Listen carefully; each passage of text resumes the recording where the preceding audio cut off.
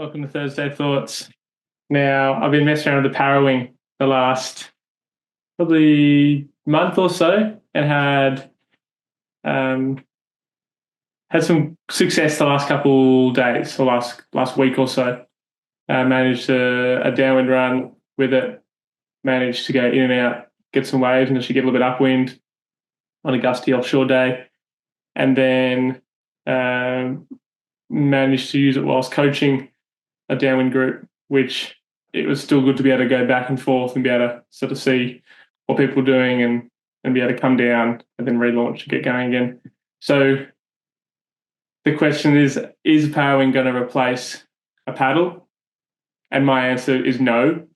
It's very different and it requires much stronger winds. I downwind a lot of the time in 10 to 15 knots of wind, even lighter, and have a lot of fun. I couldn't do that with the Parawing. Could it replace super strong downwind runs? Yes, it could, but it was I think not at the moment. The Parawing range is quite tight. So if it's a 40-knot gust, you're actually going to get the Parawing yanked out of your hand. It's actually hard to depower it once you're up and going when it's that strong. So there's going to need to be different sizes and improvements in the range of the Parawings. Could Parawing replace winging? Yes, I think it could. But they've still got a little ways to go, I feel. You can basically get up earlier on a wing at the moment. I think a wing is more powerful. You can pump a wing better than you can a Parawing. But I think Parawings are closer to replacing wings than they are a paddle for downwind. Because it requires wind, whereas a paddle means you don't need wind. So it's pretty exciting. I'm definitely going to spend more time doing it. I'm going to travel with it. They're super light. You don't need a pump. They're easy to travel with and fairly easy to use, pretty intuitive once there's wind. One of the biggest things I found was that without the right wind strength, it's very difficult. Too windy, it's with too big a foil, it's pretty hard. And too light with too small a foil, it's very hard. And I did that. I made those mistakes at the beginning.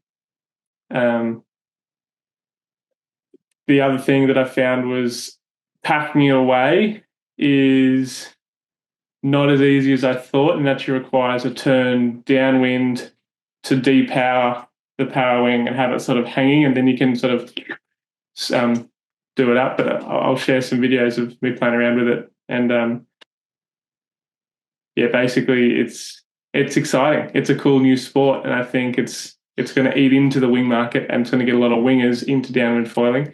Because it is basically the deflate downwinder, but you don't need a pump. The wind pumps the wing up and you take the wind out of it and it depowers. So I'm really excited and I'm stoked that this has become a thing. It's a better solution than the deflate downwinder. There's no doubt in my mind about that. Except at the moment, a wing for me is much easier to go upwind on. And a wing is much easier to get up in lighter winds. So Parawings are great. Parawings are here to stay, I believe, and I do think they're going to replace the wing before they replace downwind, but they're more replacing the wing for wave riding and downwind winging rather than replacing the freestyle winging. From my understanding, anyway, I can't see. I know Radiculo was mucking around with the Parawing in the flat water and doing some tricks, but I think it's going to be much trickier to be able to do freestyle stuff with the Parawing.